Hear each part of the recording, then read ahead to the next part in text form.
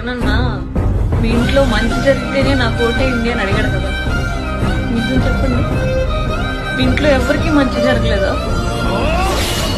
మీ ఇంట్లో చదువుకునే పిల్లలు ఉండొచ్చు, సంక్షేమ పథకాలు తీసుకునే వాళ్ళు ఉండొచ్చు, కనీసం ఒక్కరికి కూడా మంచి జరగలేదా? ఎందుకు అన్నని అంత దారుణంగా ఓడించారు?